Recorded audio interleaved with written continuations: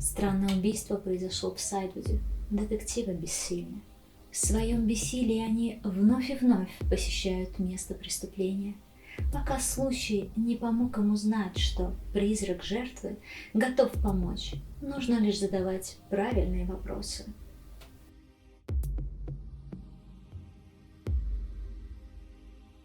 Игра «Письма призрака» позволит вам расследовать сотни преступлений, получая помощь от призрака, конечно, который согласен общаться с вами через почтовый ящик. Это игра со скрытыми ролями, в которой убийцей может оказаться любой из вас. Задача призрака и детективов – обнаружить 3 истинные улики, либо поймать убийцу и найти еще парочку улик. Ну а убийца, конечно же, будет вам всячески мешать.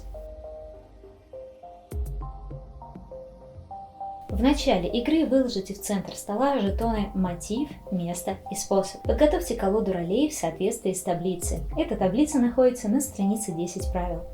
Все игроки получают карты ролей, и призрак тут же вскрывает свою карту.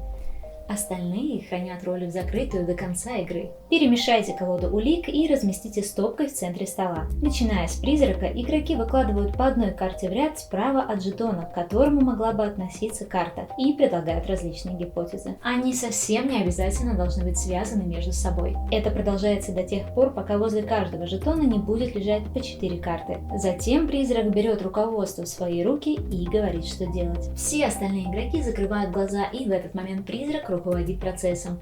Он говорит, что убийца и если сообщники в партии открывают глаза и знакомятся между собой. В этот момент убийца должен показать по одной истинной улике в каждой категории. Можете делать это на пальцах. А затем все игроки открывают глаза. Раздайте всем игрокам по 5 карт.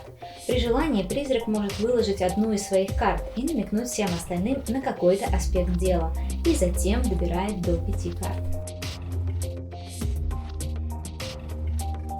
Игра длится от 2 до 5 раундов в зависимости от количества игроков. Все игроки, кроме призрака, одновременно выбирают по одной карте и кладут на почтовый ящик лицевой стороной вниз. Вы можете говорить, какие категории хотите проверить, но называть и уж подавно показывать карты улик нельзя. Тот, кто первым положил карту на почтовый ящик, получает жетон рации. Затем вы можете сбросить по одной карте в закрытую в стопку сброса и снова добрать до 5 карт. Призрак забирает карты из почты, перемешивает не глядя и выбирает те, что подходят под истинные улики. Также он может добавить одну карту из своей руки. Эти карты одновременно выкладываются на стол. Оставшиеся положите в стопку исчезнувшего возле призрака в закрытую. Но вот теперь и призрак может сбросить одну карту и добрать до 5. Далее игроки начинают обсуждение, и первым высказывается тот игрок, у которого есть жетон рации, и дальше по часовой. Когда все игроки, кроме призрака, конечно, выскажутся, не будет лишним еще немного поболтать и обсудить выдвинутые гипотезы. Но не забывайте, что убийцы и сообщники будут всячески пытаться вас запутать,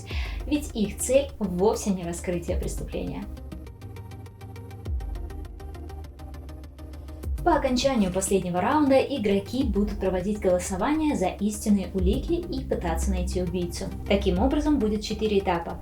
В рамках первых 3 все, кроме призрака, одновременно на пальцах показывают номер карты, за которую голосуют. Призрак сейчас не говорит верных ответов, а затем на 4-м этапе все игроки должны, как в мафии, указать, кто убийца. Если вы указали на сообщника, то в этом случае у вас есть еще один дополнительный арест. Снова убийца. После всех этих 4 этапов призрак должен сказать, угадали вы улики или нет, правильный убийца или нет. Напоминаю, что ваша задача обнаружить 3 истинные улики, либо обнаружить убийцу и указать на 2 истинные улики. Если при голосовании у вас сложилась ничья, то в этом случае считается, что вы не смогли договориться и вы можете переголосовать. Если снова ничья, то вы не угадали истинную улику. Переходите к следующей. Напоминаю, что убийцы и сообщники выигрывают в том случае, если детективы проиграли. В игре могут принять участие также свидетель, эксперт и шантажист, в зависимости от количества игроков. Если в игре есть свидетель, то при подготовке он просыпается отдельно, и призрак показывает ему убийцу. Если же есть эксперт, то ему показывают истинные улики. Однако, если дело было раскрыто и в игре есть свидетель или эксперт, то убийца может попытаться угадать одного из них. Если он четко показывает на эксперта и говорит, что это эксперт, то в этом случае убийца победил. Если же в игре есть шантажист, то призрак в начале игры показывает ему убийцу. Цель шантажиста – самостоятельно обнаружить истинные улики и не дать это сделать детективам. Если он будет единственным, кто их обнаружит, он сможет победить. Однако в конце игры убийца, в случае если дело не раскрыто, пытается найти шантажиста. И если он этого не сделал, то шантажист должен назвать верные улики. Если это удалось, то шантажист побеждает. Вариант, который мы рассмотрели, подходит для игры вчетвером и более, однако вы можете играть в кооперативном режиме уже от 2 игроков. В этом случае не раздавайте карты ролей. Призрак сам выбирает истинные улики, и детективы пытаются их угадать.